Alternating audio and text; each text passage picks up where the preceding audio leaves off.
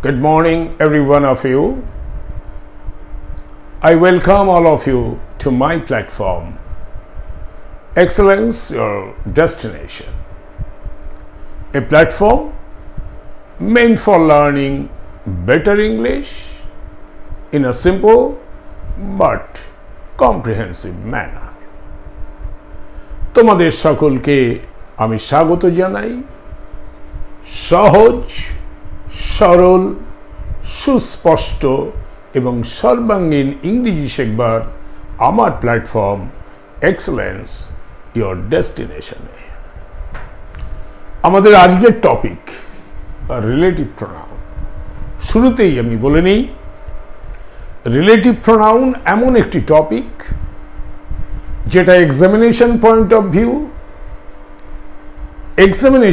Of ভিউতে competitive পরীক্ষা এবং স্কুলের পরীক্ষা দুটোতেই সমানভাবে ইম্পর্টেন্ট।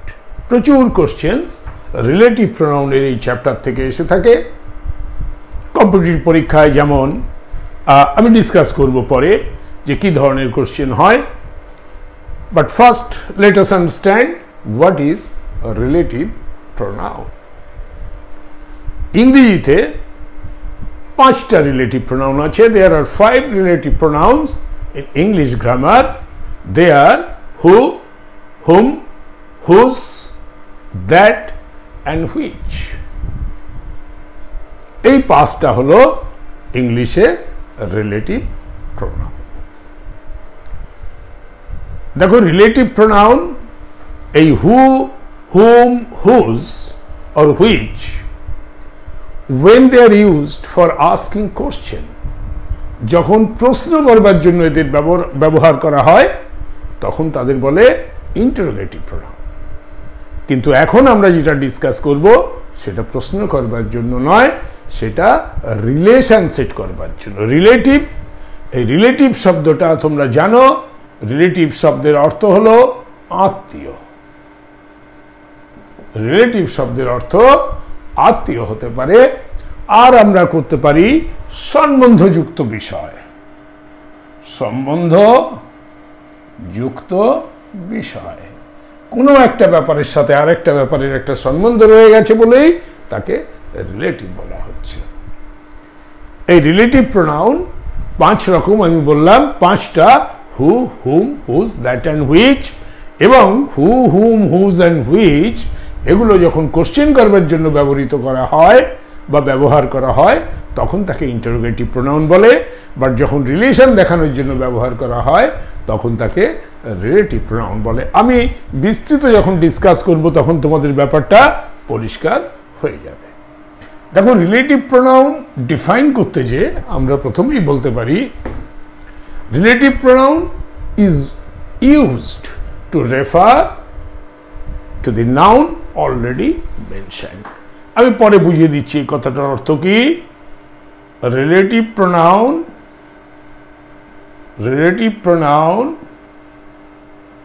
is used to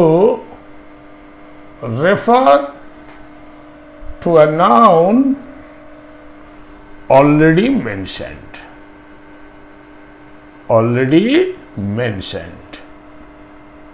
এবারে দেখা যাক এই কথাটার অর্থ কি। ধরো যাক আমি বললাম I like the person who came to our school. I like the person who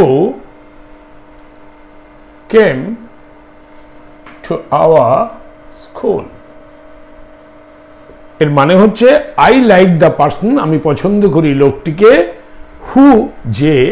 এবারে দেখো, আগে আমি যখন ইন্টারোগেটিভ প্রোনাউন পড়িয়েছি তখন হু শব্দের অর্থ আমি বলেছিলাম কি, কিন্তু এখন আমাদের এই হু শব্দের অর্থ হবে যে। কারেক্ট, এই হু হচ্ছে যে। আই লাইক দি পার্সন, আমি পছন্দ করি সেই লোকটিকে, হু যে কেম এসেছিল, টু আওয়ার স্কুল আমাদের স্কুলে। আমি লোকটিকে পছন্দ করি যে আমাদের স্কুলে এসেছিল। এবং আমি তোমাদের বলেছি there are 5 relative pronouns, so you can see this who is a relative pronoun. আমি বলেছি relative pronoun is use to refer to a noun already mention. দেখো এখানে আই লাইক দি পার্সন, এই পার্সন হচ্ছে একটা নাউন।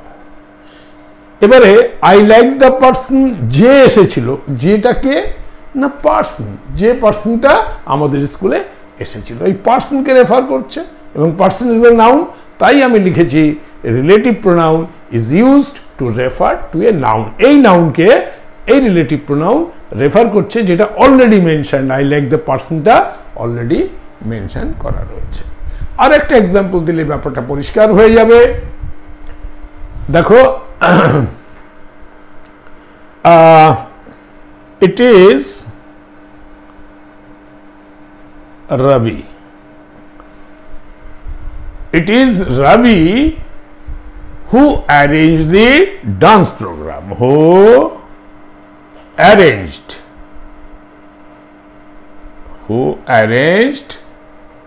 the dance program. তোমাদের পাড়ায় একটা ডান্স প্রোগ্রাম হয়েছে যেটা রবি অ্যারেঞ্জ করে। ইট ইজ রবি, এটা হলো রবি হু, যে অ্যারেঞ্জ করেছে দি ডান্স প্রোগ্রাম। ডান্স প্রোগ্রামটাকে অ্যারেঞ্জ করেছে সেটা হলো রবি। It is Rabi who arrange, এটা রবি যে অ্যারেঞ্জ করেছে। এবারে দেখো এই হুটা আমি বলেছি this is a relative pronoun, who, whom, whose, that and which, এবং it is referring back to Robi. এই রবিটা হলো একটা প্রপার নাউন। সো এই নাউনকে রেফার করছে রবি, এটা হলো রবি যে অ্যারেঞ্জ করেছে। এবার যে মানে কে? রবি। তাহলে এই নাউনটাকে রেফার করছে, অর্থাৎ রিলেটিভ প্রোনাউন সবসময় একটা নাউনকে রেফার করে যেটা অলরেডি মেনশন করা রয়েছে। Relative pronoun is use to refer to a noun already mention. I think this is clear যে আমার যে প্রথম রিলেটিভ প্রোনাউন কাকে বলে, this is a definition. Relative pronoun is use to refer to a noun already mention. Number 2, relative pronoun সম্বন্ধে আমরা লিখব the basic relative pronouns are the basic relative pronouns are who, whom, আমি এটা মুছে ফেলছি, আর এখানে আমি বাংলায় হু মানে যে এই কথাটা লিখে দিলাম। হুম মানে হচ্ছে যাকে, হুজ মানে হলো যার, দ্যাট মানে যে, আর হুইচ মানে হলো যেটা।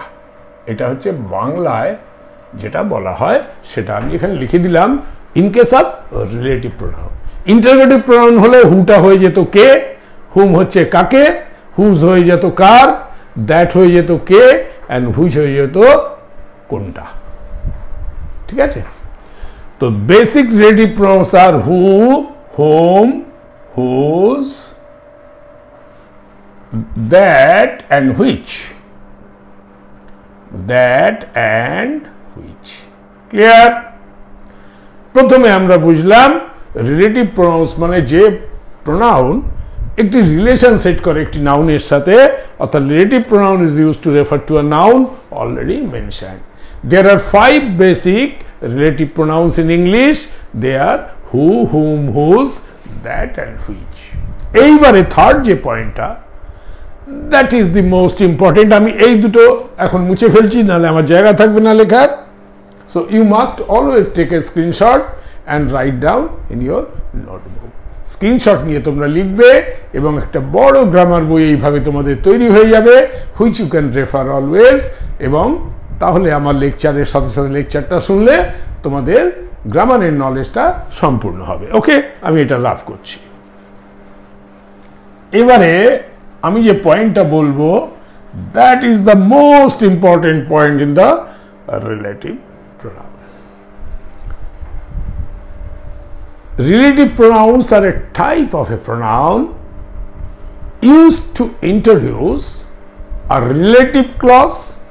আগে লিখে ফেলি, তারপর এক্সপ্লেন করছি। relative pronouns are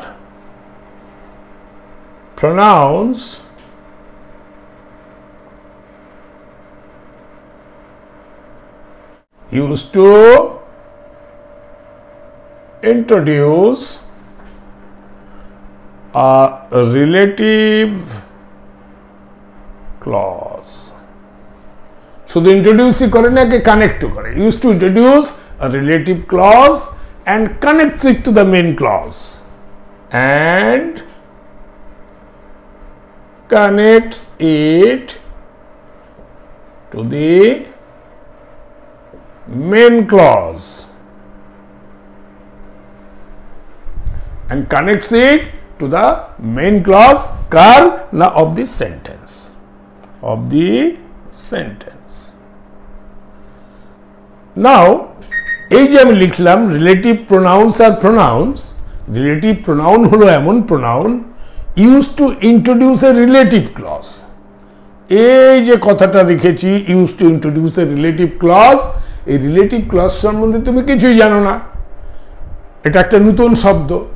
তাহলে রিলেটিভ ক্লজ সম্বন্ধে আমাদের আগে জানতে হবে, আমি তোমাদের জানাবো, don't worry. And connected to main clause, আমি এই মেইন ক্লজটা কি সেটাও জানি না। কি মেইন ক্লজ, কি relative clause, we do not know of the sentence. তো আমি কি করে কাকে ইন্ট্রোডিউস করব এবং কানেক্ট করব? ফলে আমি তোমাদের একটা আইডিয়া দিচ্ছি about this clause, relative clause আর মেইন ক্লজ। তো ক্লজ সম্বন্ধে আমাদের কোনো নলেজ নেই, that is why we don't understand point number 3। Take a screenshot, আমি 3 নম্বর পয়েন্টটাকে এলাবোরেটলি তোমাদের সামনে তুলে ধরছি। নাও 3 নম্বর পয়েন্টটাকে আমি রাখলাম, যেটাকে আমি এক্সপ্লেন করব। এবারে ক্লজ কাকে বলে আমি প্রথমে সেটা শিখব। What is clause? CLAUSE, it's a very important thing that we should know about the clause in the English grammar. Clause হচ্ছে, দেখো তোমরা ছোটবেলায় A থেকে Z পর্যন্ত এই অ্যালফাবেটগুলো শিখেছিলে? শেখবার পরে আরেকটু যেই বড় হলে তখন বললে CAT cat, BAT bat, DOG dog, এই যেগুলো শিখেছিলে এটা কি হলো না, এই যে লেটারগুলো আলফাবেট যেগুলো ছিল, সো গ্রুপ অফ আলফাবেট, একটা আলফাবেট C, একটা আলফাবেট A, একটা আলফাবেট T, এটাকে যখন এইভাবে জুড়েছ তখন এটা একটা ওয়ার্ডে পরিণত হয়েছে, তাই না? Alphabet, a group of alphabet word বানিয়ে দিয়েছে। এটা একটা ওয়ার্ড, এটা একটা ওয়ার্ড, এটা একটা ওয়ার্ড, এই তিনটেই হয়ে গেল ওয়ার্ড। কি করে হয়েছে? গ্রুপ অফ আলফাবেট দিয়ে। ক্লজের ক্ষেত্রে আমরা গ্রুপ অফ ওয়ার্ডস, অর্থাৎ ক্লজের প্রথম পয়েন্ট আমরা বলবো it is a group of ওয়ার্ডস। তারপর আমি এক্সপ্লেন করব কি আছে। ইট ইজ আ গ্রুপ অফ ওয়ার্ডস, মানে অনেকগুলো ওয়ার্ড দিয়ে একটা ক্লজ তৈরি হবে। হয়ে গেল first point clear. It is a group of word that contains a subject verb combination. Number 2 point হচ্ছে that, প্রত্যেকটা পয়েন্ট আমি এক্সপ্লেন করব, contains a subject verb combination. ওকে,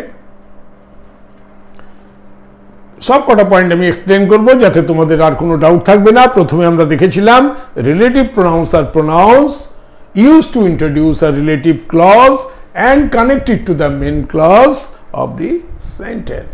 সেখানে যে আমরা আটকে গিয়েছিলাম what is main clause and what is relative clause, মানে ক্লজ সম্বন্ধে আমাদের কোনো ধারণা নেই, যার ফলে আমি ক্লজের ততটুকুই তোমাদের আজকে শেখাবো যতটুকু এই রিলেটিভ প্রোনাউন শেখবার জন্য আমাদের দরকার।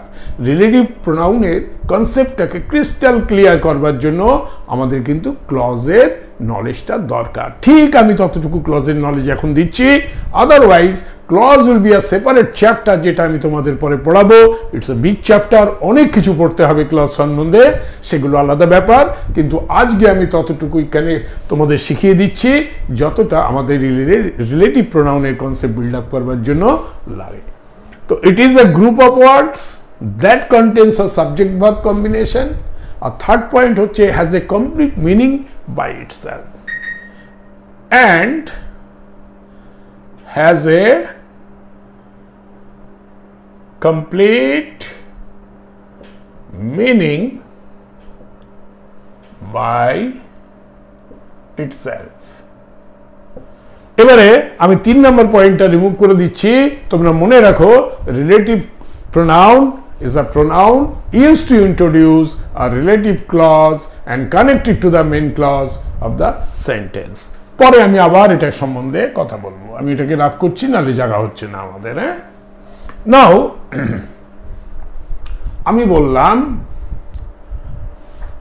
আই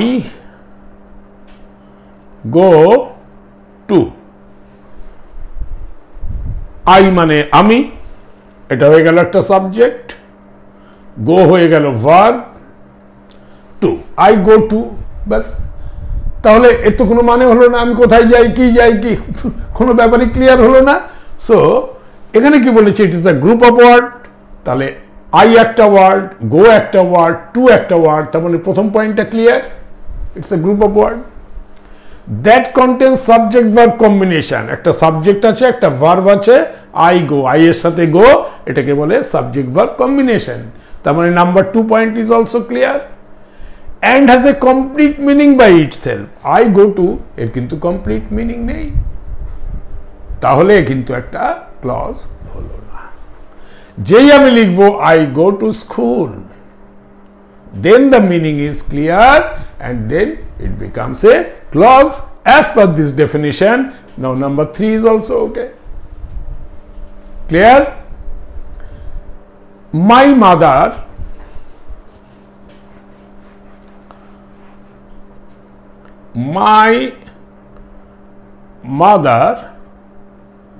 is, আমার মা হয়।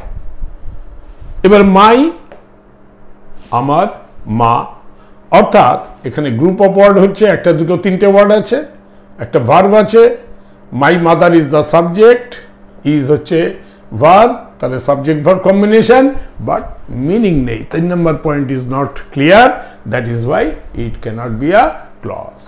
যদি আমি বলি মাই মাদার ইজ বিউটিফুল, আমার মা খুব সুন্দর, আমার মা সুন্দর, তখন কিন্তু এর মানে চলে এলো এবং এটা ক্লজ হয়ে গেল। তাহলে বুঝতে পারলে ক্লজ কিরকম হলো।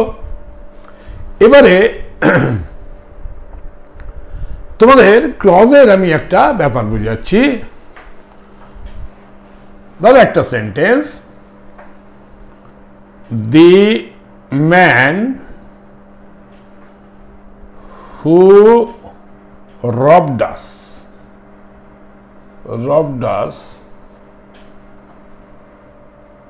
was never caught. The man, মানুষটি বা লোকটি, who যে robbed us ডাকাতি করেছিল আমাদের, যে লোকটি আমাদের ডাকাতি করেছিল, was never caught. নেভার মানে কখনোই না, কট মানে ক্যাচ মানে ধরা, কট মানে ধরা হয়েছিল, ওয়াজ নেভার কট কখনোই ধরা হয়নি। অর্থাৎ যে লোকটি আমাদের ডাকাতি করেছে তাকে কখনো ধরা হয়নি। এইবারে এই সেন্টেন্স থেকে আমরা দেখতে পারি, এটা দি ম্যান ওয়াজ নেভার কট, এটা হলো একটা কমপ্লিট ক্লজ, সম্পূর্ণ কথা এটা। তাহলে আমি লিখতে পারি the man was never caught, এটা একটা সম্পূর্ণ কথা। হু রবড আস। এবারে আমি যদি একটা এরকম সেন্টেন্স লিখি হু রবড আস, তাহলে কি এর কোনো মিনিং হলো?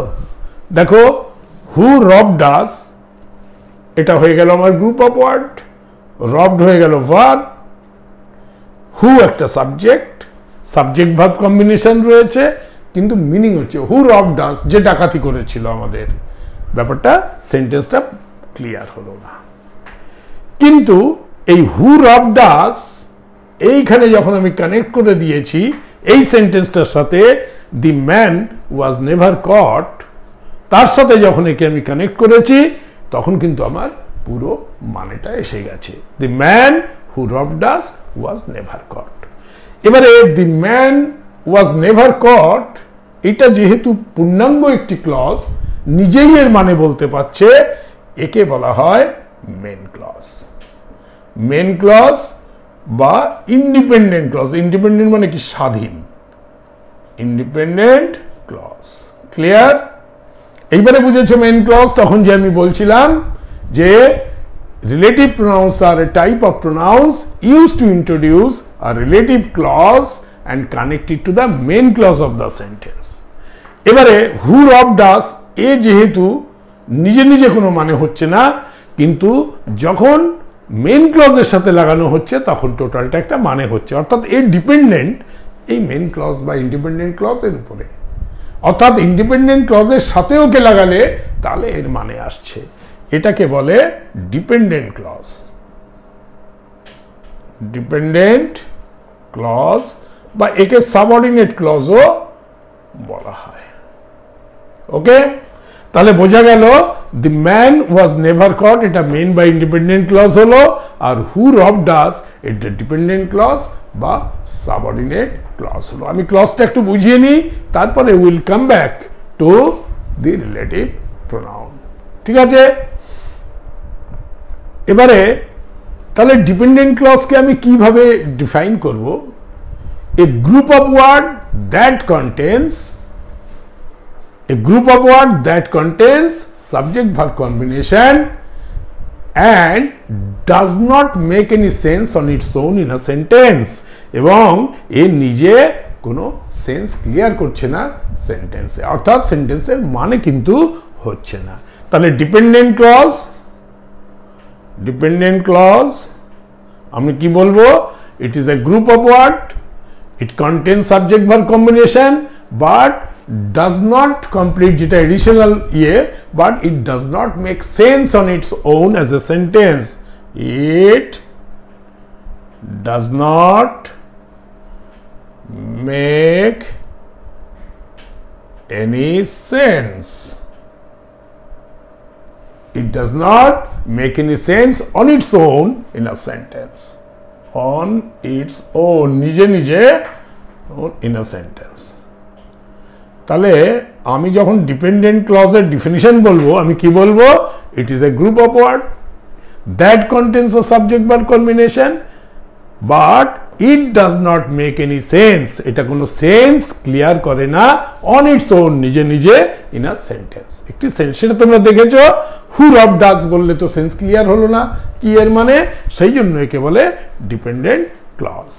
এবারে আমি এই এক্সাম্পলটা মুছে আর একটা এক্সাম্পল দিচ্ছি, তাহলে তোমাদের ব্যাপারটা ক্লিয়ার হয়ে যাবে। তো রিলেটিভ প্রোনাউন পড়তে যে আমরা ক্লজের মধ্যে ঢুকে পড়েছি এই কারণে, বিকজ রিলেটিভ প্রোনাউনের ডেফিনেশনে আমরা দেখেছি it connects a subordinate clause to the main clause. এই জন্য আমাদের সাবঅর্ডিনেট ক্লজ এবং মেন ক্লজ বা dependent clause and main clause জানতে হয়েছে। নেক্সট হচ্ছে the book that she read was important for her examination. The book that she read was important for the examination. ও কিছু পরীক্ষা দিচ্ছিল, এবারে কি বলছে? দি বুক বইটি, দ্যাট যেটা, শি রেড সে পড়েছিল, ওয়াজ ইম্পর্টেন্ট গুরুত্বপূর্ণ ছিল, ফর দি এক্সামিনেশন পরীক্ষার জন্য। এখানে আমি দেখতে পারি the book was important for the examination. এইটাকে বলে মেন ক্লজ, কারণ এটা পুরো একটি ক্লজ হচ্ছে যার মিনিং কমপ্লিট হচ্ছে। গ্রুপ অফ ওয়ার্ড হচ্ছে subject verb combination. The book was, the book হলো সাবজেক্ট, ওয়াজ হলো ভার্ব, সাবজেক্ট ভার্ব কম্বিনেশন হচ্ছে। এবং the book was important for the examination, বইটি গুরুত্বপূর্ণ ছিল পরীক্ষার জন্য, অর্থাৎ এটা একটা মিনিংফুল ক্লজ হলো, এটা meaningful sentence, so it is a clause, so that is known as main clause. কিন্তু আমি যদি বলি দ্যাট শি রেড, তার মানে ক্লিয়ার হয় না। তার মানে আমি যখন এর সাথে মেন ক্লজের সাথে যুক্ত করেছি the book that she red, বই যেটি সে পড়েছিল, ওয়াজ ইম্পর্টেন্ট, গুরুত্বপূর্ণ ছিল ফর দি এক্সামিনেশন, পরীক্ষার জন্য, তখন কিন্তু অর্থবহ হয়ে গেল পুরোটা। অর্থাৎ এই যে অংশটি দ্যাট শি রেড, এই অংশটিকে আমরা বলবো সাবঅর্ডিনেট ক্লজ বা ডিপেন্ডেন্ট ক্লজ। এটা মেন ক্লজ বা ইন্ডিপেন্ডেন্ট ক্লজ। ক্লিয়ার হয়েছে? এবারে ক্লজ সম্বন্ধে নিশ্চয়ই আর কোনো ডাউট নেই, রাইট? তার মানে ইন্ডিপেন্ডেন্ট ক্লজ এবং ডিপেন্ডেন্ট ক্লজ তোমরা শিখেছো। ডিপেন্ডেন্ট ক্লজ মানে যার মিনিং ক্লিয়ার হবে না, অর্থাৎ a group of word that contains a subject verb combination but it does not make sense on its own as a sentence. এইবারে আমরা চলে আসব রিলেটিভ ক্লজ কাকে বলে। নাও এই যে ডিপেন্ডেন্ট ক্লজ, এই অনেকগুলো টাইপের ডিপেন্ডেন্ট ক্লজ হয়, তার মধ্যে একটি হলো রিলেটিভ ক্লজ। ব্যাস এই ক্লজ পর্যন্তই আমরা পড়াশুনো করব, কারণ আমাদের রিলেটিভ প্রোনাউন শিখতে হবে। তো রিলেটিভ ক্লজটা শিখব, অন্য ক্লজগুলো আমরা ক্লজের ক্লাসের সময় শিখব। এবারে রিলেটিভ ক্লজ কাকে বলে? A relative clause is a dependent clause, অর্থাৎ এই যে ধরনের ডিপেন্ডেন্ট ক্লজ যেটা হু, দ্যাট, হুইচ, হুম এগুলো দিয়ে শুরু হবে, সেগুলোকে বলা হয় রিলেটিভ ক্লজ, এবং সেটা একটি ডিপেন্ডেন্ট ক্লজ হতে হবে, অর্থাৎ তার মানেটা ক্লিয়ার হবে না। ঠিক আছে? Relative clause is a dependent clause. তাহলে প্রথম পয়েন্ট হচ্ছে a relative clause is a dependent clause. প্রথম কথা হচ্ছে a relative clause is a dependent clause. Second হচ্ছে that begins with a relative pronoun, that begins যেটা শুরু হয় with relative pronoun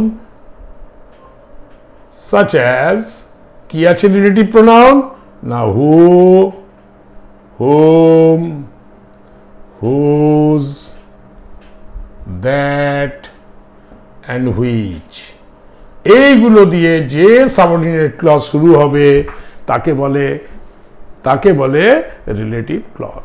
relative clause একটা ডিপেন্ডেন্ট ক্লজ হতে হবে, সাবঅর্ডিনেট বা ডিপেন্ডেন্ট ক্লজ, এবং that begins with a relative pronoun such as who, whom, whose, that and which.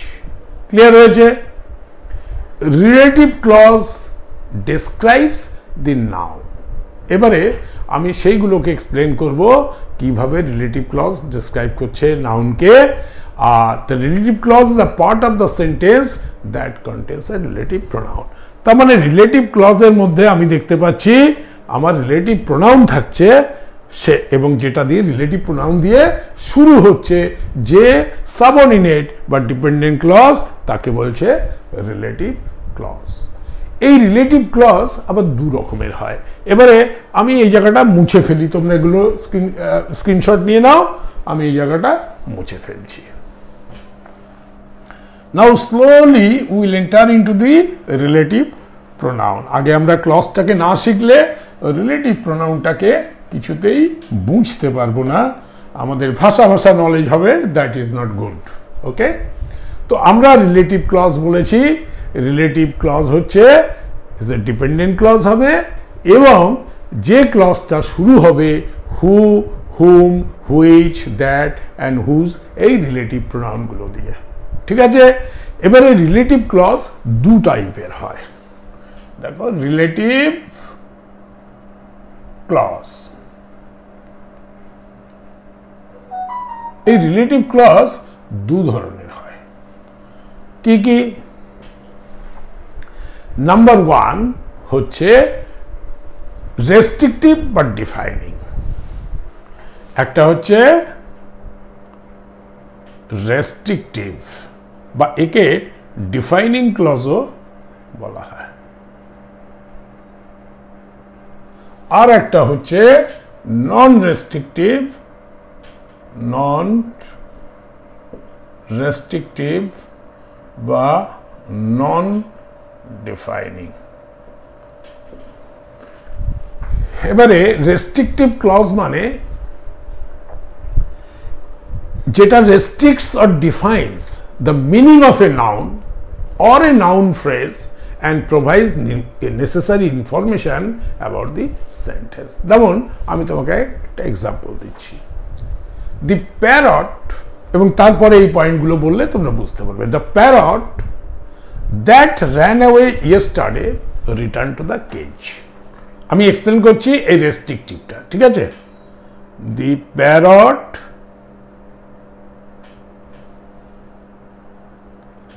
that ran away yesterday returned to the cage, খাঁচা। the parrot, তোতা পাখি বা টিয়া পাখি, that ran away, যেটা পালিয়ে গিয়েছিল, yesterday, গতকাল, returned, ফিরে এসেছে, to the cage, খাঁচায়। মানে টিয়া পাখি যেটা পালিয়ে গিয়েছিল গতকাল, সেটা খাঁচায় ফিরে এসেছে। এইখানে দেখার বিষয় হচ্ছে the parrot return to the cage, এটাকে বলে মেন ক্লজ, তাই না? টিয়া পাখি ফিরে এসেছে খাঁচায়, কারণ টিয়া পাখি হচ্ছে সাবজেক্ট, রিটার্ন হলো ভার্ব, সাবজেক্ট ভার্ব কম্বিনেশন হলো the parrot return to the cage, meaningful sentence হয়ে গেল, তো এটা হয়ে গেল মেন ক্লজ। এই যে অংশটা দ্যাট র্যান অ্যাওয়ে ইয়েস্টারডে, এটা কোনো মানে ক্যারি করছে না, অথচ আমার একটা রিলেটিভ প্রোনাউন দ্যাট দিয়ে চালু হয়েছে। আমি বলেছি রিলেটিভ প্রোনাউন যেগুলো আছে হু, whom, which, that and whose, সেগুলো হচ্ছে রিলেটিভ প্রোনাউন। তো এই রিলেটিভ প্রোনাউন দ্যাট দিয়ে শুরু হচ্ছে, তার মানে এটাকে বলে রিলেটিভ ক্লজ। এটা হয়ে গেল রিলেটিভ ক্লজ।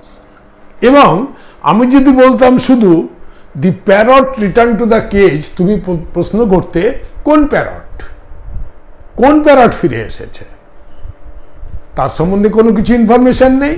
কিন্তু যেই আমি বলছি দ্যাট র্যান অ্যাওয়ে ইয়েস্টারডে, যেটা কাল পালিয়ে গিয়েছিল, তখন আমার পরিষ্কার হয়ে গেল, হ্যাঁ, টিয়া পাখি যেটা গতকাল পালিয়ে গিয়েছিল সেটা ফিরে এসেছে। অর্থাৎ এটা নেসেসারি ইনফরমেশন প্রোভাইড করছে এই রিলেটিভ ক্লজটা। তাই আমি বলেছিলাম যে a restrictive clause restricts or defines the meaning of the noun or noun phrase and provides necessary information. এবারে এইখানে দেখো দি প্যারট, এইটাকে বলে শুধু প্যারট হচ্ছে নাউন, দি প্যারট হচ্ছে নাউন ফ্রেজ, নাউনও হতে পারে বা নাউন ফ্রেজও হতে পারে। তাহলে দ্যাট এই যে আমার relative clause, it defines the meaning of this noun or noun phrase. এটাই আমি বলতে চাইছি, a restrictive clause defines the meaning of the noun or noun phrase and provides necessary information about the noun. এই noun সম্বন্ধে it is providing necessary information. The restrictive clause, এটা সম্বন্ধে বলতে গেলে আমরা বলবো number 1, it provides necessary information, it provides necessary, কারণ এইটা যদি না থাকতো, এই নেসেসারি ইনফরমেশন না থাকলে আমরা বুঝতে পারতাম না কোন প্যারট সম্বন্ধে কথা বলা হচ্ছে। ইট প্রোভাইডস নেসেসারি information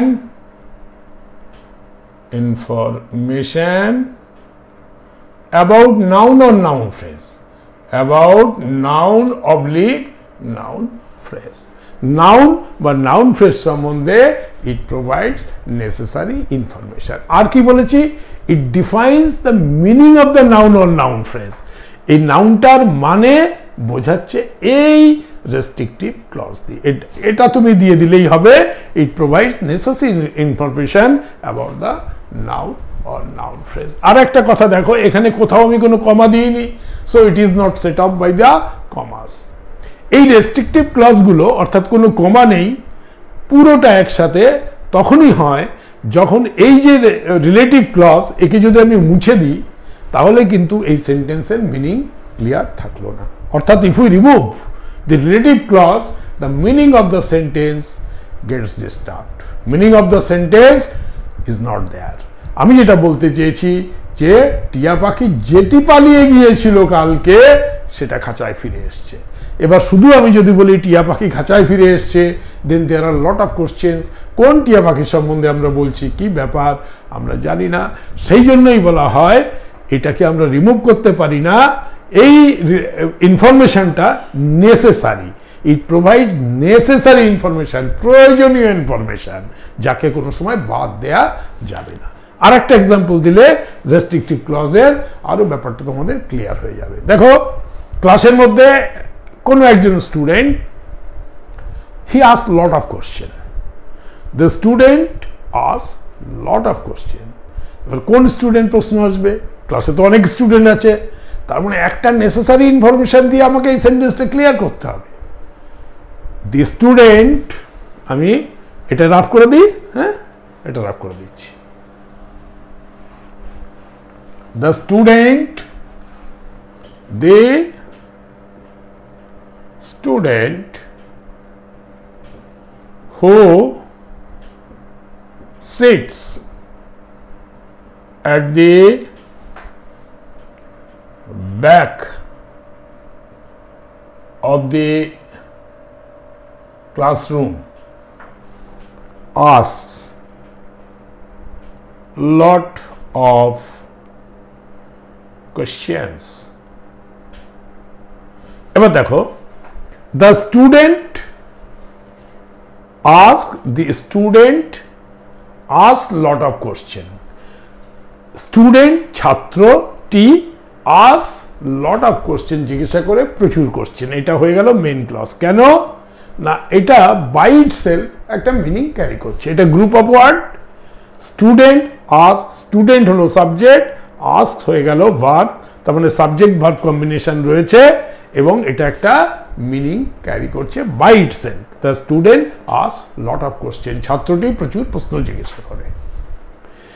শুধু যদি আমি বলতাম who sits at the back of the classroom, তাহলে কি আমার কোনো অর্থবোধক কিছু পেতাম না।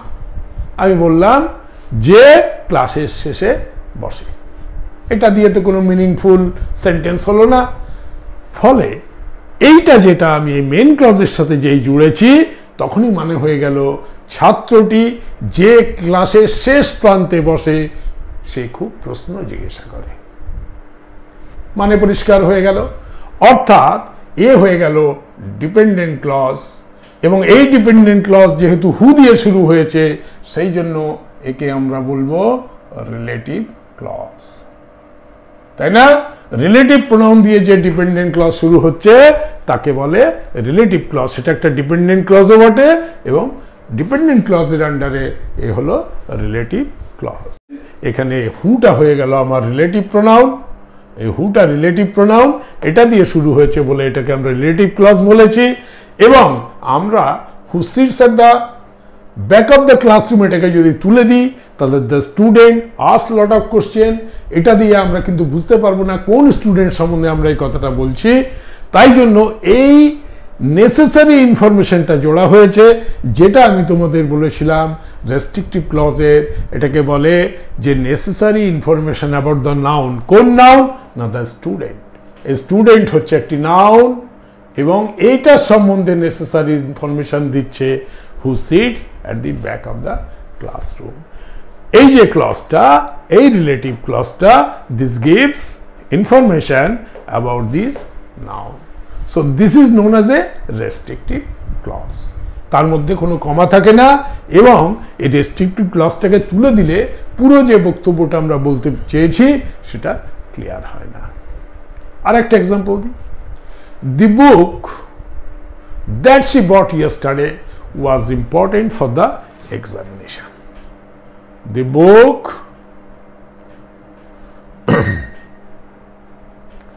that she bought yesterday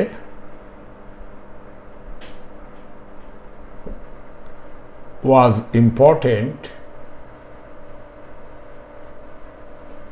for the examination.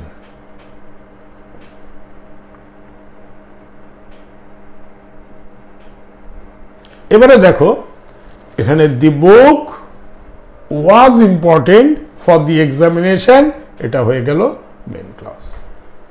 The book was important for the examination, অর্থাৎ বইটি ছিল গুরুত্বপূর্ণ পরীক্ষার জন্য। পরীক্ষার জন্য বইটি গুরুত্বপূর্ণ ছিল, একটি সম্পূর্ণ কথা হলো, গ্রুপ অফ ওয়ার্ড হলো।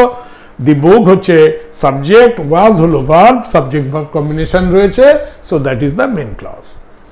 নাও দ্যাট শি বট ইয়েস্টারডে, যেটা সে কিনেছিল কালকে, এটার কিন্তু কোনো মানে একা একা হয় না। যখনই আমি মেইন ক্লজের সাথে জুড়লাম তখন পুরোটার একটা মানে হতে পারে, অর্থাৎ this is known as subordinate clause. Subordinate clause.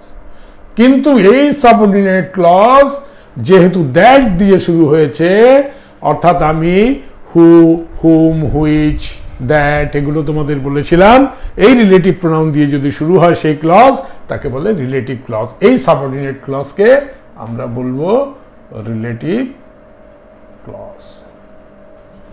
এবং এই দ্যাটটা, দি বুক, যেটা, যেটা মানে কোনটা? এই বইটা। অর্থাৎ এই যে দ্যাট শি বট ইয়েস্টারডে, এই যে রিলেটিভ ক্লজ, এই ক্লজটা এই নাউন বুককে রেফার করছে। ওকে, এটা সম্বন্ধে নেসেসারি ইনফরমেশন, বইটা সম্বন্ধে যেটা সে কালকে কিনেছিল। এই নেসেসারি ইনফরমেশনকে আমরা তুলে দিলে এই পুরো সেন্টেন্সের বক্তব্য পরিষ্কার হবে না, সেই জন্য একে বলে রেস্ট্রিকটিভ অর ডিফাইনিং ক্লজ। আমি তোমাদের রেস্ট্রিকটিভ বা ডিফাইনিং ক্লজের এক্সাম্পলস দিয়ে বুঝিয়ে দিলাম। এবারে নন রেস্ট্রিকটিভ বা নন ডিফাইনিং ক্লজ সম্বন্ধে একটু আলোচনা করে নেব। এরপরে কিন্তু আমরা পুরো রিলেটিভ প্রোনাউন পড়বো এবং আমাদের concept will be very clear, because আমরা অলরেডি ক্লজ সম্বন্ধে যে নলেজটা, রিলেটিভ ক্লজ সম্বন্ধে যে নলেজটা পাবার সেটা পেয়ে যাচ্ছি, ফলে পরবর্তীকালে আমাদের বুঝতে কোনো অসুবিধা হবে না। এটাকে মুছে ফেলব। এবার দেখো নন রেস্ট্রিকটিভ কাকে বলে। নন রেস্ট্রিকটিভ মানে সেই ক্লজটা যেটাকে যদি আমরা রিমুভ করে দিই স্টিল সেন্টেন্সের মিনিং কিন্তু ক্লিয়ার থাকবে, সেটাকে বলে নন রেস্ট্রিকটিভ। আমি যদি বলি মাই মাদার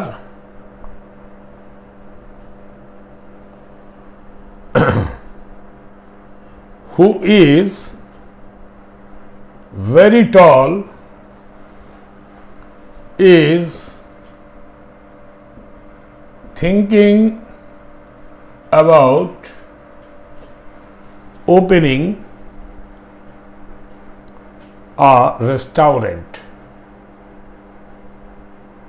দেখো এখানে মাই mother is thinking about opening a restaurant. আমার মা চিন্তা করছে, ইজ থিঙ্কিং চিন্তা করছে কি সম্বন্ধে? অ্যাবাউট মানে সম্বন্ধে, ওপেনিং আ রেস্টুরেন্ট একটা রেস্টুরেন্ট খোলা নিয়ে চিন্তা ভাবনা করছে।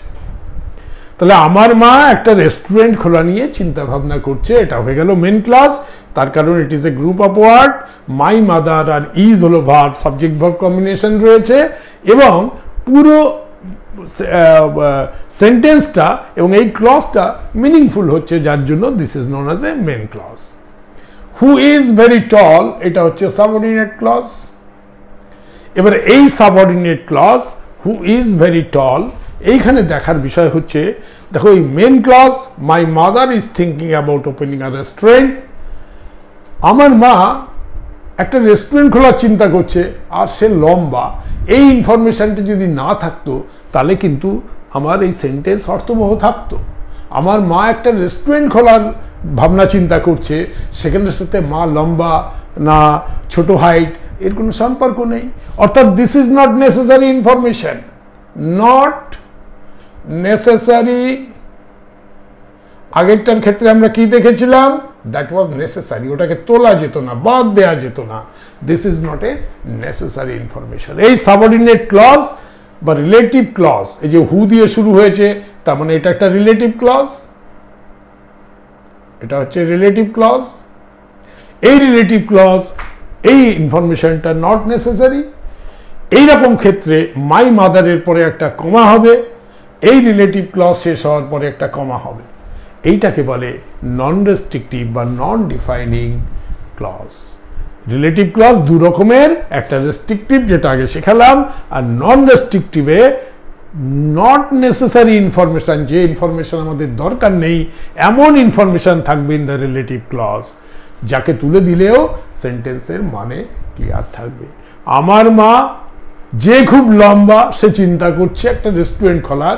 এবার যে খুব লম্বা এটাকে যদি আমি তুলে দিই, স্টিল আমার যেটা মানে যে মা একটা রেস্টুরেন্ট খোলা চিন্তা ভাবনা করছে, that goes well. That is why this is known as non restrictive বা নন ডিফাইনিং। আরেকটা এক্সাম্পল দিচ্ছি।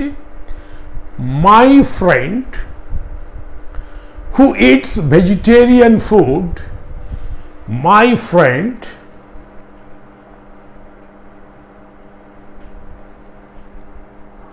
who eats vegetarian food is very intelligent. তাহলে কি হলো? my friend is very intelligent, এটাই হয়ে গেল main clause. my friend is very intelligent। এবারে my friend is very intelligent এটা হয়ে গেল মেন ক্লজ। আর who eats vegetarian food এটা হয়ে গেল সাবঅর্ডিনেট ক্লজ। এটা কি হলো? সাবঅর্ডিনেট, বা একে আমরা কি বলতাম? ডিপেন্ডেন্ট ক্লজ, বা এটাকে আমরা বলবো রিলেটিভ ক্লজ, কারণ রিলেটিভ প্রোনাউন দিয়ে চালু হয়েছে, তাহলে এটা রিলেটিভ ক্লজ। রাইট। এইবারে দেখো, আমার বন্ধু যে ভেজিটেরিয়ান খাবার খায় সে খুব ইন্টেলিজেন্ট। এবার আমার বন্ধু খুব ইন্টেলিজেন্ট, সে ভেজিটেরিয়ান খাবার খায় না নন ভেজ খাবার খায়, তার সাথে তার ইন্টেলিজেন্সের কোনো সম্পর্ক নেই, যার ফলে এই ইনফরমেশনটা নট নেসেসারি। একে যদি আমি তুলে দিই, স্টিল আমার এই সেন্টেন্স অর্থবহ থাকে। সেই জন্য এটাকে বলে নন রেস্ট্রিকটিভ। এইবারে নন রেস্ট্রিকটিভের ক্ষেত্রে কি হবে? এই যে রিলেটিভ ক্লজ, এর আগে একটা কমা বসবে আর পরে একটা কমা বসবে। এটা দিলেই বোঝা যাবে যে এটা নন রেস্ট্রিকটিভ বা নন ডিফাইনিং। আমরা এবারে ক্লজ সম্বন্ধে একটা ফেয়ার আইডিয়া আমাদের তৈরি হয়েছে। এবার let us get into the relative pronoun. Relative প্রোনাউনের প্রথমেই যেটা আমরা শিখবার, সেটা আমরা শিখব হু সম্বন্ধে। এই রিলেটিভ প্রোনাউন যার মানে হলো যে। এবারে এই যে হু, এটাকে আমরা ইন্টারোগেটিভ প্রোনাউন, যখন কোশ্চেন জিজ্ঞাসা করা হতো তখন এই হুটা হয়ে যেত ইন্টারোগেটিভ প্রোনাউন। যেমন আমি যদি বলি হু বট দি ব্যানানাস, কে এই কলাগুলো কিনলো, তখন এই হু এ আর যে নয়, এ তখন কে। এবং হু বট দ্য ব্যানানা, এইখানে এই হুটা হয়ে গেল ইন্টারোগেটিভ প্রোনাউন। ইন্টারোগেটিভ, যেটা তোমাদের অলরেডি আমি পড়িয়েছি, তো এটা হয়ে গেল ইন্টারোগেটিভ প্রোনাউন। এই ধরনের কোশ্চেন যখন জিজ্ঞাসা করা হবে তখন সেটা হয়ে যায় ইন্টারোগেটিভ প্রোনাউন। বাট কিন্তু হু যদি একটা নাউনকে রিলেট করবার ক্ষেত্রে ব্যবহার হয় তখন তাকে বলে রিলেটিভ প্রোনাউন। সেটা তোমরা বুঝতেই পেরেছ।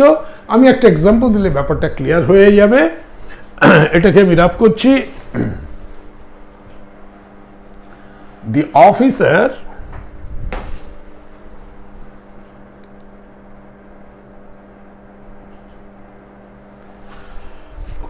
officer who issued me this certificate is very polite. The officer who issued me the certificate is very polite. এবারে এক্ষেত্রে তুমি দেখো the officer is very polite, এই যে the officer is very polite এটা হয়ে গেল main clause of the sentence, এবং who issued the certificate এটা হয়ে গেল আমার রিলেটিভ ক্লজ। কেন রিলেটিভ ক্লজ? না এটা একটা সাবঅর্ডিনেট ক্লজ বা ডিপেন্ডেন্ট ক্লজ, কিন্তু সেটা হু দিয়ে শুরু হয়েছে, অর্থাৎ রিলেটিভ প্রোনাউন দিয়ে শুরু হয়েছে, তাই একে বলে রিলেটিভ ক্লজ। তো রিলেটিভ প্রোনাউন আমরা পড়তে যে এটা বলেছি, এই নাউনের ক্ষেত্রে দেখা যাবে যখন এই ইন্টারোগেটিভ প্রোনাউনের ক্ষেত্রে when it is used to ask a question, তাই না? But when who is used to relate a noun in a sentence, এখানে কি করে রিলেট করছে? the officer who, যে মানে কাকে রিলেট করছে? না অফিসারকে। এই অফিসার একটা noun, officer is a noun. এই অফিসার নাউনকে যখন ও রিলেট করছে তখন তাকে বলছে রিলেটিভ প্রোনাউন। তো আমার এটা রিলেটিভ প্রোনাউনের একটা এক্সাম্পল। আমি হু সম্বন্ধে স্টাডি করব, এই জন্য আমি লিখেছি the officer who issued me the certificate is very polite. এবারে যখনই এরকম সেন্টেন্স থাকবে এবং কোনটা কোন ধরনের রিলেটিভ প্রোনাউন হবে, এবারে আমি তোমাদের বলছি কম্পিটিটিভ পরীক্ষায় কি থাকে, যেখানে হু হবে সেখানে হুম দিয়ে দিয়েছে, বা যেখানে দ্যাট হবে সেখানে হুইচ দিয়েছে। এগুলো খুব সূক্ষ্ম সূক্ষ্ম ডিফারেন্স আছে যে কোথায় দ্যাট হবে কোথায় হুইচ হবে। তো এই পুরো ব্যাপারটা যতক্ষণ তোমরা না শিখবে তোমরা বুঝতে পারবে না যে ওটা কারেক্ট সেন্টেন্স না ভুল সেন্টেন্স, এবং দ্যাট হবে না হুইচ হবে।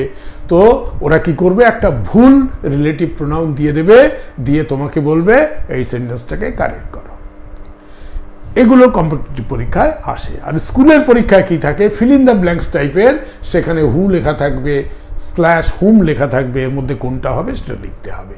দ্যাট লেখা থাকবে, হুইচ লেখা থাকবে, ওর মধ্যে কোনটা হবে সেটা লিখতে হবে। হু হুম হুস এর মধ্যে কোনটা হবে সেটা লিখতে হবে। ফলে একটা ফেয়ার আইডিয়া, ভালো নলেজ যদি রিলেটিভ প্রোনাউন সম্বন্ধে না হয়, then you will not be able to solve the problems. এই জন্য আমি তোমাদের একটি সূত্র দিচ্ছি।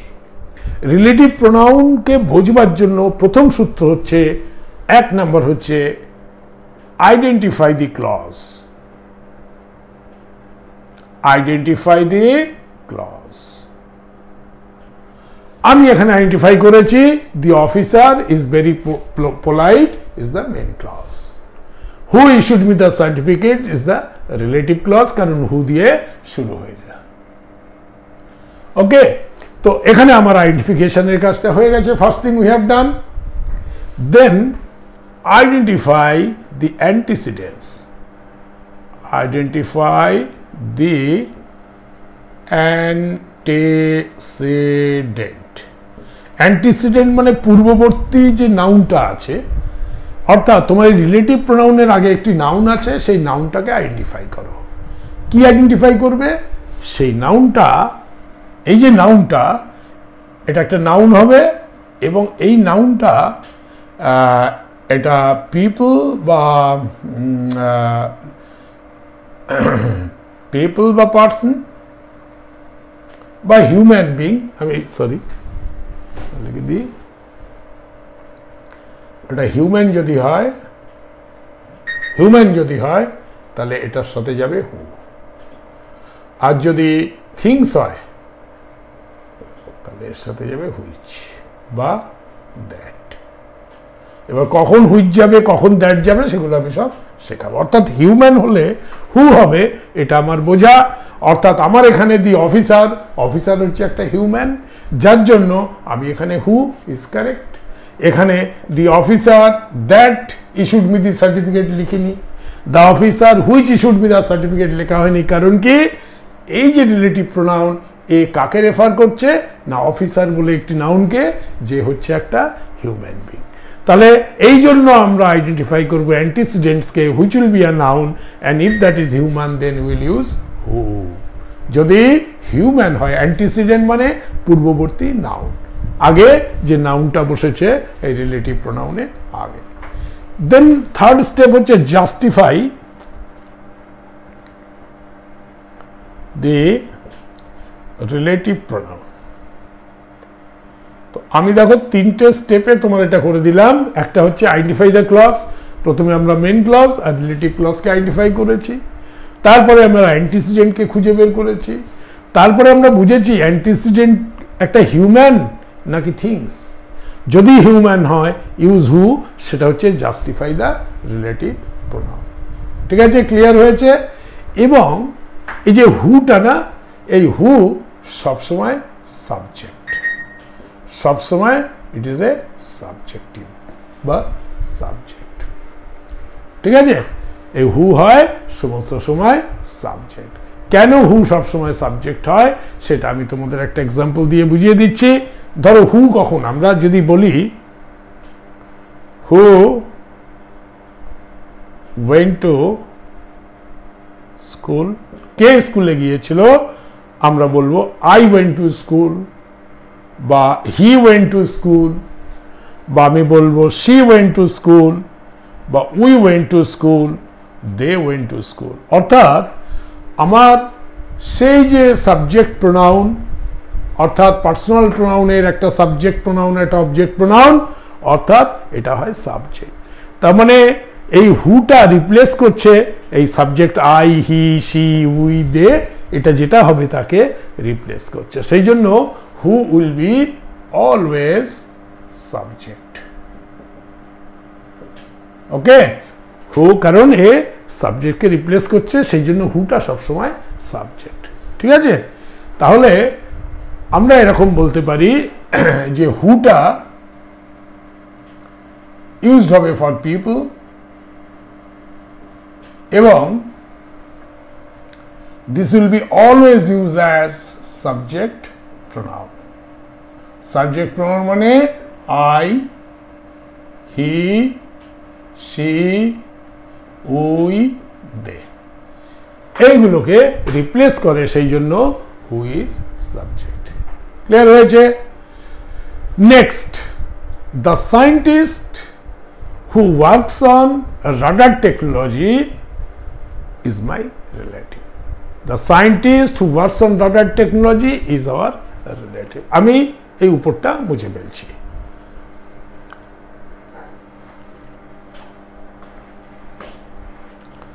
The scientist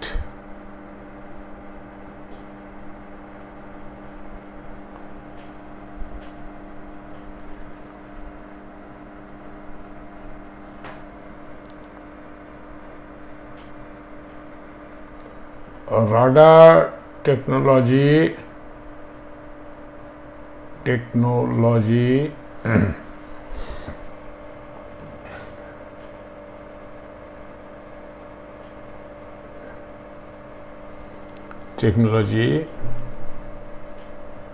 made a low level detection radar. ওকে, দেখো কি বানালাম এটা। দি সায়েন্টিস্ট, বৈজ্ঞানিক, who works on radar technology, radar technology সম্বন্ধে কাজ করে, মেড বানালো a low level detection radar, low level ধরা যায় এমন একটি রাডার। এর মানেটা কি আমি তোমায় বলছি। কি হয়, সমস্ত দেশে এই রেডারগুলো, রেডার দিয়ে কি হয়, এয়ারক্রাফট দেখা যায়। অর্থাৎ শত্রু দেশের বিমান যখন আক্রমণ করতে আসে তখন এই রাডার দিয়ে তাদের দেখা যায় এবং সেই অনুযায়ী ব্যবস্থা নেওয়া হয়। এইবারে শত্রু দেশের বিমানগুলো কি করে, ওরা খুব নিচু দিয়ে উড়ে আসে যাতে রাডারে ধরা না পড়ে। নর্মালি রাডার একটা হাইটের এয়ারক্রাফটগুলোকে ধরতে পারে, এবং নিচে দিয়ে আসলে তখন ধরা যায় না। সেই জন্য সায়েন্টিস্ট কি করেছে, একটা লো লেভেল ডিটেকশন রাডার, মানে লো লেভেলে যে সমস্ত এয়ারক্রাফট ফ্লাই করবে, ট্রি টপ হাইটে ফ্লাই করবে, তাদের ধরতে পারবে। বুঝতে পেরেছ? তো দি সায়েন্টিস্ট, বৈজ্ঞানিক, হু ওয়ার্কস, যে কাজ করে অন রাডার টেকনোলজির উপরে, made a low level detection radar, নিচু দিয়ে যাওয়া তাকে ধরবার একটি রাডার সে বানালো। তো আমি এখানে বলবো the scientist made a low level detection radar, কারণ আমাকে প্রথমে আইডেন্টিফাই দ্য ক্লজ, তো এটাকে আমি বলে দেবো main clause. Then who works on radar technology, এই জায়গাটা হয়ে গেল আমার রিলেটিভ ক্লজ, রাইট? এবং এই যে হু, এই হুটা হয়ে গেল আমার রিলেটিভ প্রোনাউন। হু রেফার করছে কাকে? না এই সায়েন্টিস্টকে। সায়েন্টিস্ট কি হবে? এ নাউন বা অ্যান্টিসিডেন্ট। এবার এই অ্যান্টিসিডেন্ট সায়েন্টিস্ট কি? হিউম্যান বিং, তাহলে হু বসেছে, ঠিক আছে, হু ইজ কারেক্ট। এবং হু ইজ অলওয়েজ সাবজেক্ট, তাই না? হু হবে সবসময় সাবজেক্ট, অর্থাৎ হু ইউজ হবে ফর পিপল এবং subject pronoun I, he, she, we, they, এগুলোকে রিপ্লেস করছে হু, সেই জন্য হু হলো সাবজেক্ট। অর্থাৎ এই সেন্টেন্সে আমি দেখতে পাচ্ছি একটি মেন ক্লজ, একটা রিলেটিভ ক্লজ, এবং যেটা রিলেটিভ প্রোনাউন দিয়ে শুরু হয়েছে সেই relative pronoun also is a subject, এবং সেই রিলেটিভ প্রোনাউন অ্যান্টিসিডেন্ট সায়েন্টিস্টকে রেফার করছে, scientist is a noun. Clear? আর তো কোনো ডাউট নেই। অর্থাৎ এখানে যে হু বসবে এ সম্বন্ধে কোনো ডাউট নেই।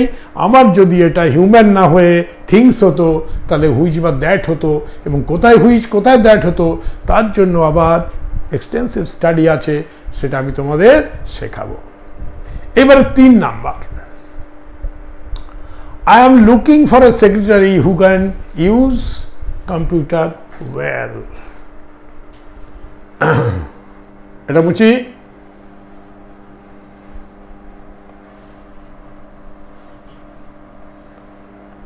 Okay,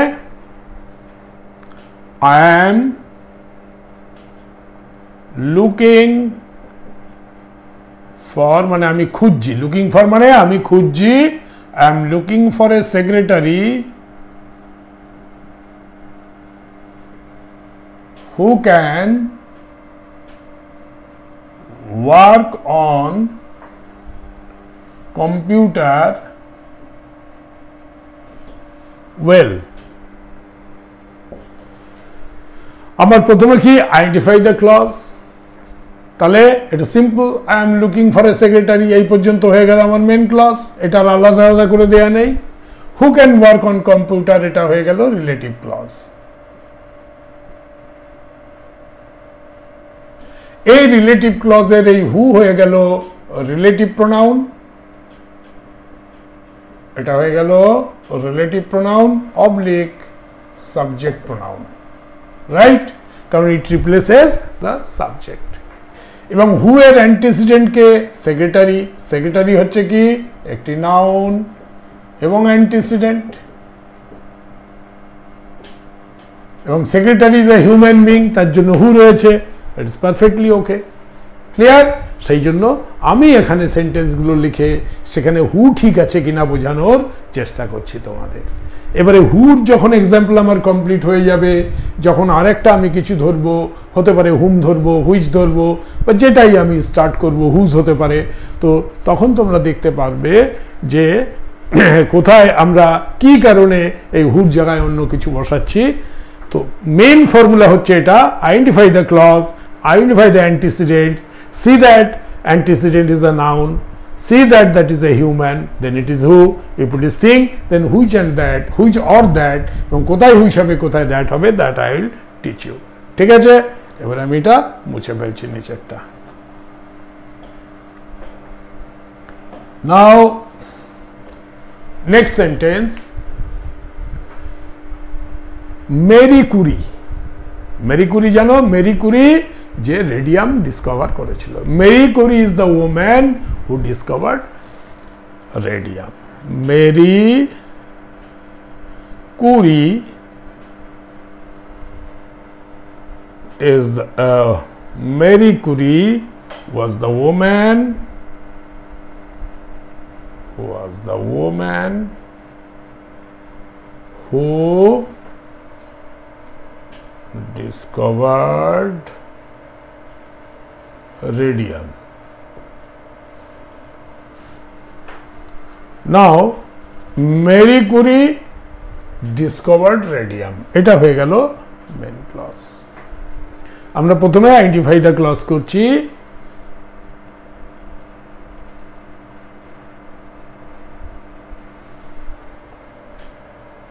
Mary Curie was the woman, এটা হয়ে গেল মেন ক্লজ। আর হু ডিসকভার্ড রেডিয়াম, এটা হয়ে গেল relative clause. Relative clause, subordinate ক্লজের মধ্যে রিলেটিভ ক্লজ। হুটা হয়ে গেল রিলেটিভ প্রোনাউন এবং এটা একটা সাবজেক্ট প্রোনাউন। এবং এই হুটা কাকে, হুর অ্যান্টিসিডেন্ট কি? ওম্যান। ওম্যান কি হচ্ছে? একটি নাউন। অ্যান্টিসিডেন্ট একটি নাউন এবং যেহেতু হিউম্যান বিং সেহেতু হু ইজ পারফেক্টলি ওকে। ঠিক আছে, এইবারে আমি এই জায়গাটা পুরোটাই রাফ করছি so that I can give more examples on this who. আজকে আমরা হুটা ক্লিয়ার করব। হতে পারে নেক্সট ডে আমরা দুটো নেব, মেবি হোম অ্যান্ড হুজ। চেষ্টা করব দুটো কমপ্লিট করার। ওকে, নাও নেক্সট ইজ দি কাপল। কাপল মানে দম্পতি, হাজব্যান্ড ওয়াইফকে বলে couple. Who have two children bought the house. The couple মানে দম্পতি who had two children bought কিনেছিল the house। এখানে দেখো the couple who had two children, এই যে কমা রয়েছে তার মানে এটা হচ্ছে নন রেস্ট্রিক্টিভ বা নন ডিফাইনিং। তার কারণ হচ্ছে দি কাপল বট দ্য হাউস, দম্পতি বাড়ি কিনেছিল, তার দুটো ছেলে ছিল না তিনটে ছেলে ছিল, দ্যাট ইজ ইম্যাটেরিয়াল। ফলে this is not a necessary information, সেই জন্য এটাকে নন রেস্ট্রিক্টিভ এবং এই জন্য কমা দেওয়া হয়েছে। এটা আরও সোজা হয়ে গেছে। The couple bot the house, এটা হয়ে গেল main clause. The couple bought the house main clause. আর হু হ্যাড টু চিলড্রেন, এটা হয়ে গেল রিলেটিভ ক্লজ। তাহলে আমরা আইডেন্টিফাই করলাম ক্লজ। এবারে আমার দেখতে হবে অ্যান্টিসিডেন্টসকে এই হুর। Who is a relative pronoun, who is a relative pronoun and subject also. এবং এর অ্যান্টিসিডেন্ট কি? কাপল। কাপল ইজ এ নাউন, দম্পতি হচ্ছে নাউন এবং যেহেতু কাপল হিউম্যান বিং সেহেতু হু ঠিক আছে। দি গার্ল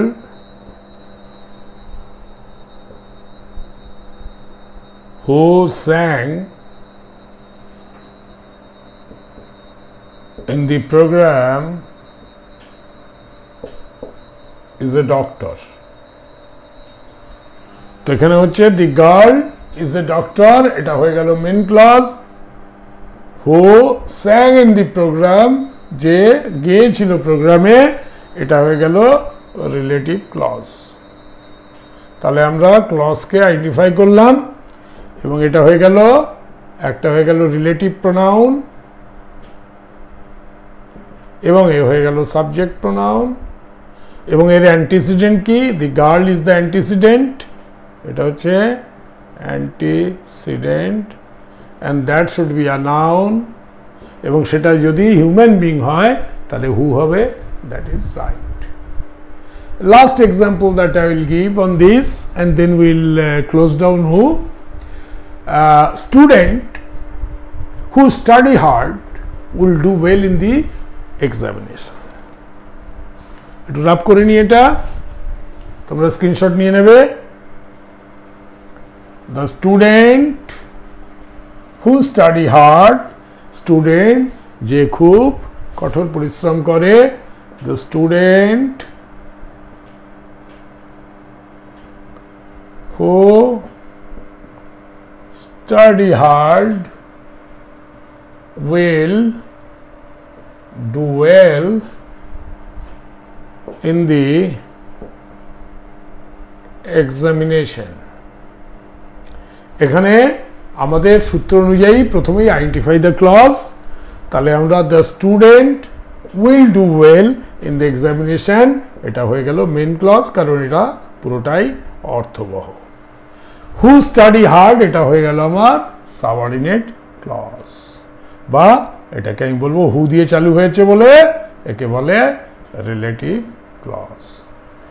এই রিলেটিভ ক্লজ এর মধ্যে হুটা হয়ে গেল রিলেটিভ প্রোনাউন, এটা তোমরা জানো, রিলেটিভ প্রোনাউন। এবার এই হুর অ্যান্টিসিডেন্টকে অ্যান্টিসিডেন্ট, অ্যান্টিসিডেন্ট পূর্ববর্তী নাউন, সে হচ্ছে স্টুডেন্ট। তো স্টুডেন্ট একটা নাউন এবং স্টুডেন্ট হচ্ছে একটা হিউম্যান বিং, সেই জন্য হু ইজ কারেক্ট। আমি দেখাবো যে যেখানে এটা হিউম্যান বিং থাকবে না, সেখানে কখন দ্যাট বসবে, কখন হুইচ বসবে, সেগুলো এর পরবর্তী দিন আলোচনা করব। আজকে রিলেটিভ প্রোনাউনের হু, যে 5টা রিলেটিভ প্রোনাউন আমি তোমাদের দেখিয়েছিলাম, তার মধ্যে প্রথমটা ছিল who, whom, which, that, whose, which, that. আবার একবার বলি, who, whom, whose, which and that. এই 5টা রিলেটিভ প্রোনাউন আমরা আলোচনা করব পর্যায়ক্রমে। আজকে যেহেতু রিলেটিভ ক্লজ সম্বন্ধে একটি ধারণা আমাদের তৈরি করতে হয়েছিল, ফলে আমরা অনলি হু কভার করতে পারলাম আজকে। Next day will try to cover 2 relative pronouns. আজকের আমার ক্লাস এখানেই শেষ। তোমাদের যদি এই ক্লাস ভালো লেগে থাকে তাহলে তোমরা আমার চ্যানেলকে সাবস্ক্রাইব করবে, লাইক করবে এবং প্রচুর প্রচুর শেয়ার করবে টু আদার স্টুডেন্টস, যাতে করে তারা আমার এই ক্লাস থেকে উপকৃত হতে পারে। Thank you very much for being with me for such a long time. Thank you once again.